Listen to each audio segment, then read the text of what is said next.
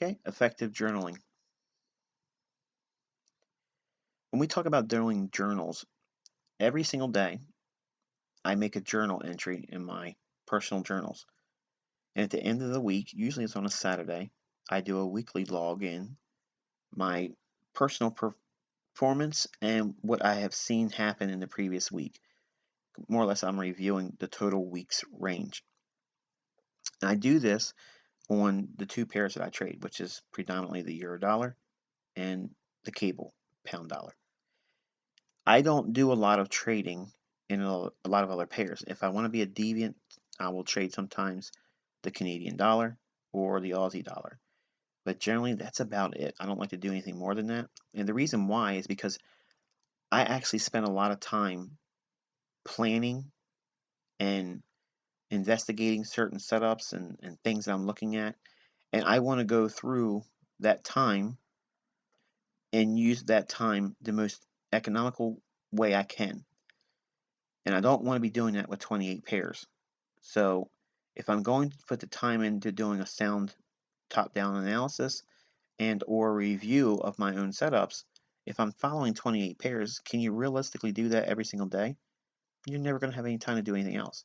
So I have a life to live, and I can find all the setups I'll ever want to find in these two pairs. In fact, I could just trade one, but because they're closely correlated and it fits my model as far as a short-term and day trader, I look at both Eurodollar and cable. And if I want to find something else that may or may not have a setup in the cable or fiber, then I'll trade, like I said, the Loonie or the Aussie.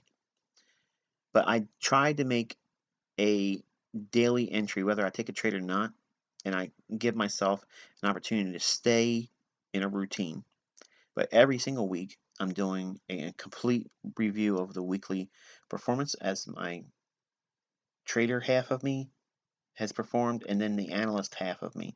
So I'm always giving a voice to the two people that reside in me, just like you are. You all are going to be looked at internally as a trader, but there's actually an analyst inside of you too. And there's also a gambler. So you have to figure out who's in control at the time when you're doing the trading. And many times you don't see it before you go into the trade. You always see it after the trade. Okay, the ones that pan out really, really well and you're not feeling a lot of exposure to uncertainty or fear and anxiety, generally you're going to find that that's going to be the analyst because they're focusing on the numbers and they're not really worried about it. The person that finds themselves excited about the results many times when they're good, or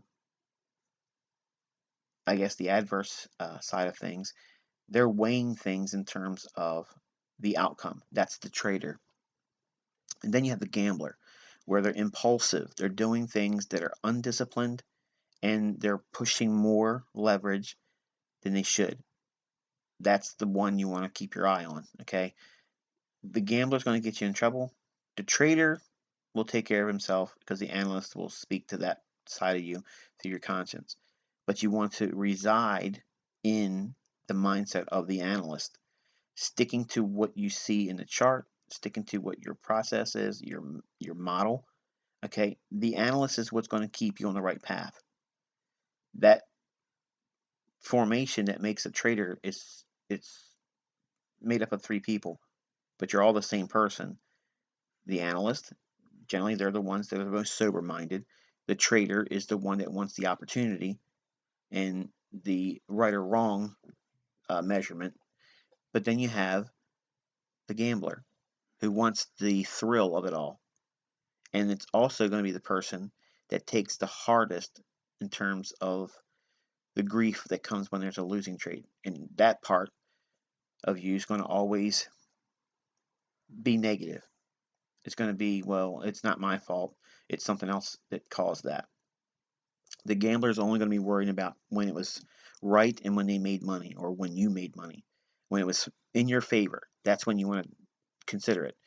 But when it isn't making money for you, the gambler is going to cry. It's going to manifest itself into a spoiled perspective, toxic thinking.